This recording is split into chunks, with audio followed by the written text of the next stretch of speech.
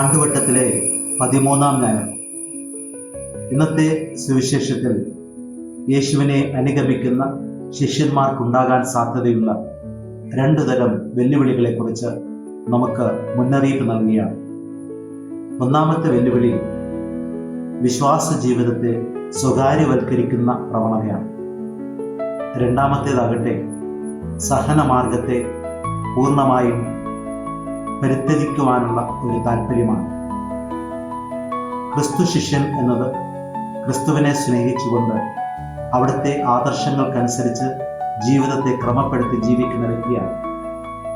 യേശു പഠിപ്പിച്ചതും യേശു ജീവിക്കുവാൻ നമുക്ക് ആഹ്വാനമായി നൽകിയതുമായ അവിടുത്തെ ഇഷ്ടങ്ങളെ ജീവിതത്തിൻ്റെ ഇഷ്ടങ്ങളാക്കി മാറ്റി അതനുസരിച്ച് നിഷ്ഠപ്പെടുത്തുന്ന ഒരു ജീവിതമാണ് ക്രൈസ്തവൻ്റെ. അതുകൊണ്ട് തന്നെ ഈ ശിഷ്യത്വത്തിൻ്റെ അടിസ്ഥാനമായി നിലകൊള്ളുന്നത് അവിടത്തോടുള്ള അഗാധമായ സ്നേഹമാണ്.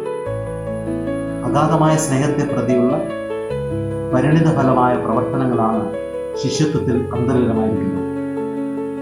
എന്നാൽ ഇന്ന് നാം ജീവിക്കുന്ന ഈ കാലഘട്ടത്തിൽ പലപ്പോഴും ക്രിസ്തു സ്നേഹത്തെ മറികടന്നുകൊണ്ട് വ്യക്തി സ്നേഹം മുൻപന്തിയിൽ നിൽക്കുന്ന ഒരു സാഹചര്യമാണ് കാണുന്നത്.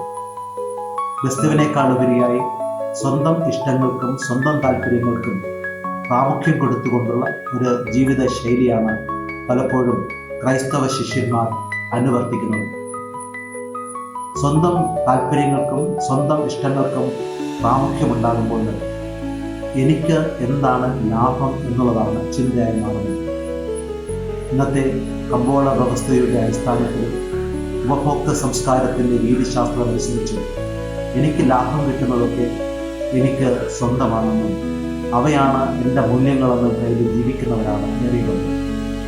അതുകൊണ്ട് തന്നെ ലാഭനഷ്ടങ്ങളുടെ കണക്കുകൾ കൂട്ടിയിട്ട് ഞാൻ ക്രിസ്തു ശിഷ്യനായിരുന്നാൽ എനിക്കെന്താണ് ലാഭമുണ്ടാകുന്നത് എന്നുള്ള ചിന്തയാണ് പലപ്പോഴും മുൻഗണന അർഹിക്കുന്നത്. ക്രിസ്തു വിശ്വാസം എനിക്ക് ലാഭമായി ഒന്നും തന്നില്ലെങ്കിൽ ആ വിശ്വാസത്തോട് താല്പര്യം കുറഞ്ഞുകൊണ്ട് ഒരു നാമമാത്ര ക്രിസ്ത്യാനിയെ ജീവിക്കുന്നതിൽ ഏർപ്പെടുന്നതിലാണ് പലപ്പോഴും ഇന്നത്തെ ക്രിസ്തു ശിഷ്യർ തൽപരരാകുന്നത്. ഞായറാഴ്ച ആചരണങ്ങളിലും ചില കർമാനുഷ്ഠാനങ്ങളിലും മാത്രം പങ്കെടുത്തുകൊണ്ട് ക്രിസ്ത്യാനിയാണ് എന്നുള്ള ചിന്തയിൽ ജീവിച്ച് ക്രൈസ്തവ വ്യാപാരം നടത്തുന്നവരായി ഇന്നത്തെ ക്രിസ്ത്യാനികൾ മാറിയിരിക്കുന്നു. അതുകൊണ്ട് തന്നെ സുവിശേഷം മുന്നോട്ട് വയ്ക്കുന്ന ശക്തമായ വെല്ലുവിളികളെ ഏറ്റെടുക്കുവാനോ അതനുസരിച്ച് ജീവിതത്തെ ക്രമപ്പെടുത്തി മുന്നോട്ട് പോകുവാനോ താല്പര്യം കാണിക്കാതെ ജീവിതത്തിൻ്റെ ലാഭത്തിൻ്റെ വഴിയിലൂടെ മുന്നോട്ട് പോകുന്ന ക്രൈസ്തവ ജീവിതത്തിൻ്റെ ശിഷ്യത്വ മാർഗമാണ് പലപ്പോഴും ഇന്ന് നമ്മുടെ സമൂഹത്തിൽ ഉയർന്നു നിൽക്കുന്നത്. ഈ ഒരു പ്രവണതയിലേക്കാണ് യേശുനാഥൻ വെല്ലുവിളി ഉയർത്തുന്നത്. വിശ്വാസ ജീവിതമെന്നത് യേശുക്രിസ്തുവിനുള്ള സ്നേഹത്തെ പ്രതിയാണെങ്കിൽ സ്വന്തം താല്പര്യങ്ങളെയും സ്വന്തം ഇഷ്ടങ്ങളെയും ഒരുപക്ഷെ പൂർണ്ണമായും ഉപേക്ഷിക്കുന്ന ഒന്നായിട്ട് മാറണം എന്നുള്ളതാണ് അവിടുത്തെ കൽപ്പന. അതിൻ്റെ ഫലമായി സ്വന്തം ഇഷ്ടങ്ങളെയും താല്പര്യങ്ങളെയും ഉപേക്ഷിക്കുമ്പോൾ സ്വാഭാവികമായിട്ടും മാതാപിതാക്കളെയും ബന്ധുക്കളെയും പ്രിയപ്പെട്ടവരെയും ഒരു പരിധിവരെ ഉപേക്ഷിക്കേണ്ടതായിട്ട് വരും. ബന്ധങ്ങളുടെ മാനദണ്ഡം യേശുവായി മാറുമ്പോൾ എല്ലാറ്റിൻ്റെയും മുന്നിൽ നിലകൊള്ളുന്നത് യേശു നമ്മുടെ മുമ്പിൽ വയ്ക്കുന്ന മൂല്യങ്ങളായിരുന്നു. ആ മൂല്യങ്ങളുടെ അടിസ്ഥാനത്തിൽ ബന്ധങ്ങളെയും ബന്ധതയും നോക്കിക്കാണുവാനും അതനുസരിച്ച് ജീവിക്കുവാനുള്ള ഒരു പ്രവണത ജീവിതത്തിൽ ഉണ്ടാകേണ്ടതാണ് എന്നുള്ളതാണ് അവിടെ നൽകുന്ന സുവിശേഷ ആഹ്വാനത്തിൻ്റെ പ്രധാന സന്ദേശം. ഒരിക്കൽ ഞാൻ ജർമ്മനിയിലായിരിക്കുമ്പോൾ ഒരു ടാക്സി എടുത്ത് ഒരാളെ സന്ദർശിക്കുവാൻ വേണ്ടി പോയി. ആ ടാക്സി ഓടിച്ചിരുന്ന ഡ്രൈവറോട് സംസാരിക്കുകയും ഞാൻ ഒരു വൈദികനാണെന്ന് പറയുകയും എൻ്റെ വിശ്വാസപരമായ കാര്യങ്ങൾ പറയുകയും ചെയ്തു.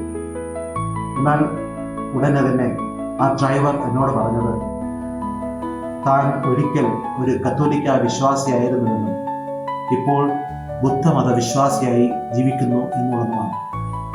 ഞാൻ അയാളോട് എന്തുകൊണ്ടാണ് കത്തോലിക്ക വിശ്വാസം ഉപേക്ഷിച്ചെന്ന് ചോദിച്ചപ്പോൾ അദ്ദേഹം പറഞ്ഞത്, ഇപ്പോൾ ഞാൻ ഏറെ സ്വതന്ത്രനാണ്. എനിക്ക് ആരോടും ഒരു ഉത്തരവാദിത്വമില്ല, എനിക്ക് ആരോടും ഒരു കടപ്പാടില്ല, ഞാൻ ആർക്കും ഒരു പൈസ കൊടുക്കേണ്ട, എൻ്റെ ഇഷ്ടമനുസരിച്ച് എനിക്ക് ജീവിക്കണം. ക്രൈസ്തവ ജീവിതം ഇപ്രകാരം സ്വന്തം ഇഷ്ടമനുസരിച്ച് ജീവിക്കാനുള്ള ഒരു ലൈസൻസ്. ക്രിസ്തുവിൻ്റെ ഇഷ്ടത്തിന് പൂർണ്ണമായും വിധേയമായി ജീവിക്കുന്നതാണ്. ക്രിസ്തുനാഥൻ്റെ ഇഷ്ടത്തിന് വിധേയമായി ജീവിക്കുമ്പോൾ സ്വാഭാവികമായിട്ടും നമ്മുടെ ജീവിതത്തിൽ അവിടുത്തെ ഇഷ്ടാനിഷ്ടങ്ങൾക്കനുസരിച്ച ഒരു ജീവിതചര്യ സ്വീകരിക്കേണ്ടത് അനിവാര്യമായി വരുന്നു. അങ്ങനെ അനിവാര്യമായി വരുമ്പോൾ വിശ്വാസ ജീവിതം പരസ്യപ്പെടുത്തേണ്ട ഒന്നല്ല എന്ന് ഞാൻ എൻ്റെ ലോകത്തിൻ്റെ ഉള്ളിൽ എൻ്റെ ഇഷ്ടാനുസരണം വിശ്വാസിയായി ജീവിച്ചു കൊള്ളാമെന്നുള്ള താല്പര്യമായിരിക്കും മുന്നിൽ കടന്നു വരുന്നത്. ജോലി ചെയ്യുന്ന സ്ഥലത്തോ പ്രവർത്തന മേഖലയിലോ പഠന മേഖലയിലോ ഒന്നും തന്നെ ഒരു ക്രിസ്ത്യാനിയാണ് എന്ന് അഭിമാനത്തോടുകൂടി ഏറ്റുപറയുവാനോ ക്രൈസ്തവ ജീവിതത്തിന് സാക്ഷ്യം നൽകുവാനോ ഒന്നും തന്നെ ഒരു ബാധ്യതയില്ലാത്തൊരു വ്യക്തിയായി ആ വ്യക്തി തന്നെ പരിഗണിക്കുന്നു. നാമമാത്രമായ ഈ ക്രൈസ്തവ ജീവിതം തീർച്ചയായിട്ടും പ്രേക്ഷിത പ്രവർത്തന രംഗം വയ്ക്കുകയും യേശുവിനെ മറ്റുള്ളവർക്ക് പകർന്നു കൊടുക്കുന്ന സുവിശേഷ ജീവിത രീതിക്ക് മങ്ങലേൽപ്പിക്കുകയും ചെയ്യുന്ന ഒന്നായി മാറുന്നതായാണ് നാം കാണുന്നത്. ഇവിടെയാണ് കർത്താവ് യേശുക്രിസ്തു വളരെ ശക്തമായ ഭാഷയിൽ നമ്മോട് പറയുന്നത്, എന്നേക്കാൾ ഉപരിയായി നീ നിന്റെ മാതാപിതാക്കളെയും നിന്റെ ബന്ധുക്കളെയും പ്രിയപ്പെട്ടവരെ സ്നേഹിക്കുകയാണെങ്കിൽ എനിക്ക് യോജിച്ചവനല്ല എന്ന്. നമ്മുടെ മുമ്പിലുള്ള ഒരു വെല്ലുവിളി ക്രിസ്തുവിന് യോജിച്ചതായി ജീവിക്കുക എന്നുള്ളതാണ്. ക്രിസ്തുവിന് യോജിച്ച ഒരു ശിഷ്യത്വം എന്ന് പറയുന്നത് ഈ വെല്ലുവിളികളെ നേരിട്ടുകൊണ്ട് ക്രിസ്തുവിനെ എല്ലാറ്റിനുപരിയായി പ്രതിഷ്ഠിച്ചുകൊണ്ട് അവിടുന്ന് മുന്നോട്ട് വയ്ക്കുന്ന മൂല്യങ്ങളെ പ്രഥമ പരിഗണനയോടുകൂടി സ്വീകരിച്ചുകൊണ്ട് അതിന് ആനുപാതികതയും ജീവിതത്തെ ക്രമപ്പെടുത്തുകയും ചെയ്യുക എന്നുള്ളതാണ്. രണ്ടാമത്തെ വെല്ലുവിളിയായി യേശുനാഥൻ നമ്മോട് പറയുന്നത് കുരിശും എടുത്തുകൊണ്ട് നാം അവിടത്തെ അനുധാവനം ചെയ്യണമെന്നുള്ളതാണ്. കുരിശ് എന്ന് പറയുന്നത് ജീവിതത്തിലുണ്ടാകുന്ന വേദനയല്ല. ഓരോ ദിവസവും മമ്പരത്തിൻ്റെ പാതയിലൂടെയാണ് ഒരു മനുഷ്യൻ കടന്നു പോകുന്നത്. മമ്പരത്തിൻ്റെ പാതയിലൂടെ കടന്നു പോകുമ്പോൾ അവൻ്റെ ജീവിതത്തിലുണ്ടാകുന്ന വേദനകൾ പലപ്പോഴും പ്രയാസപൂർണ്ണമേറിയതാണ്. പരാജയങ്ങളുടെ പടിവാതിൽ എത്തിയെന്ന് വരാം. ദുഃഖങ്ങളുടെ ആഴമായ താഴ്വാരങ്ങളിലേക്ക് അകപ്പെട്ടു എന്ന് വരാം. മറ്റുള്ളവരിൽ നിന്ന് അകപ്പെട്ട് ഒറ്റപ്പെട്ട് ജീവിക്കുന്ന കയത്തിൽ എറിയപ്പെട്ടു എന്ന് വരാം. വ്യത്യസ്തമായ ജീവിതത്തിൻ്റെ ദുഃഖകരമായ മുഹൂർത്തങ്ങൾ ജീവിതത്തിലേക്ക് കടന്നു വരുമ്പോൾ അവയൊക്കെ തരണം ചെയ്യേണ്ടത് എങ്ങനെയെന്ന് അറിയാതെ അസ്വസ്ഥമാകുക സ്വാഭാവികമാണ്. യേശുനാഥൻ ഈ ദുഃഖസാന്ദ്രമായ ജീവിത അവസ്ഥകളിൽ നിന്ന് വിളിച്ചോടാതെ അവയൊക്കെ സധൈര്യം നേരിടുവാൻ വേണ്ടിയാണ് ആഹ്വാനം ചെയ്തത്. ഏറെ പ്രത്യേകിച്ച് ക്രിസ്തീയ വിശ്വാസത്തിൻ്റെ പാതയിൽ മുന്നോട്ട് പോകുമ്പോൾ ഒരു ക്രിസ്തു ശിഷ്യൻ എന്ന രീതിയിൽ ഈ വേദനകളെ സന്തോഷത്തോടും സമുചിതതയോടും കൂടി സ്വീകരിക്കാനുള്ള ശക്തിയാണ് ഒരു ക്രൈസ്തവന് അനിവാര്യമായി വേണ്ടത്.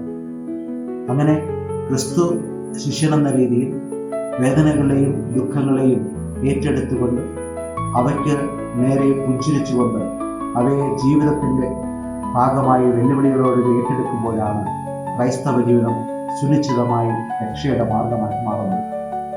അതിലേക്കാണ് യേശുനാഥൻ നമ്മുടെ ശ്രദ്ധയെ ക്ഷണിക്കുന്നത്. ജീവിതത്തിലുണ്ടാകുന്ന കുരിശുകളെ മാറ്റിവെക്കുവാനോ ജീവിതത്തിലുണ്ടാകുന്ന വേദനകളെ ഉന്മൂലനം ചെയ്യുവാൻ വേണ്ടി അല്ല നാം പരിശ്രമിക്കേണ്ടത്.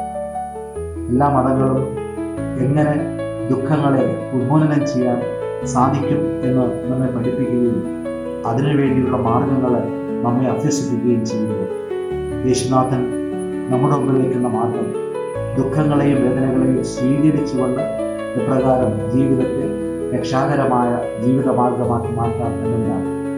അതുകൊണ്ട് തന്നെയാണ് അവിടുന്ന് തന്നെ അനുഗമിക്കുന്ന ശിഷ്യന്മാരോട് സധൈര്യം കുരിശ് വഹിച്ചുകൊണ്ട് മുന്നോട്ട് പോകണമെന്ന് ആഹ്വാനം ചെയ്യുന്നു.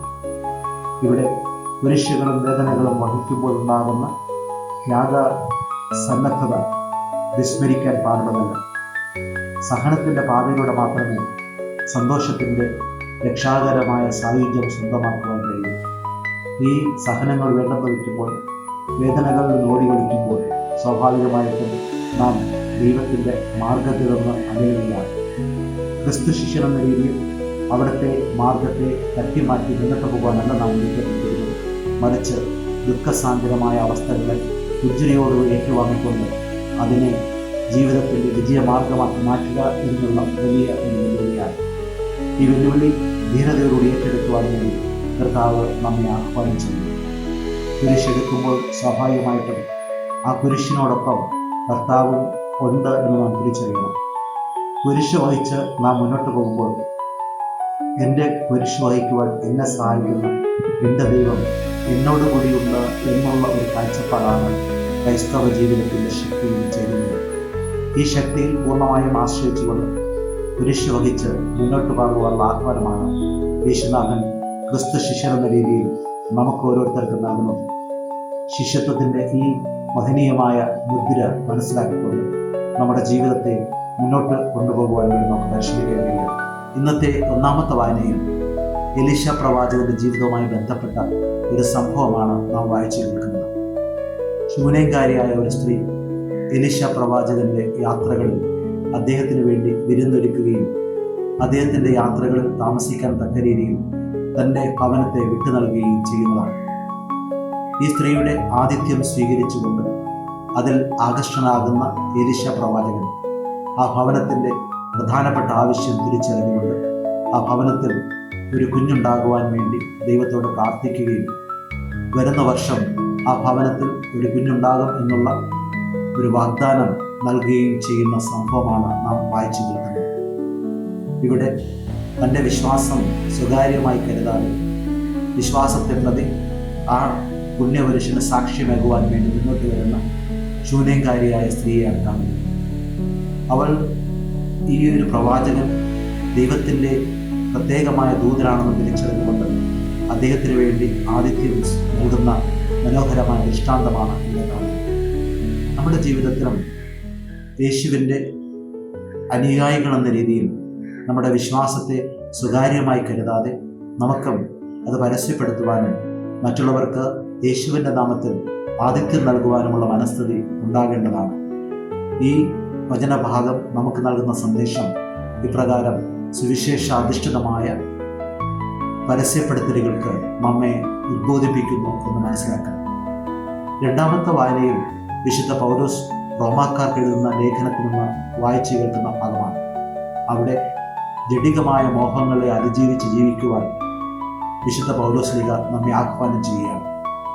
ലോകം നൽകുന്ന മോഹങ്ങളും താല്പര്യങ്ങളും സ്വാർത്ഥപരമായ സ്നേഹത്തിന് അധിഷ്ഠിതമാണ്.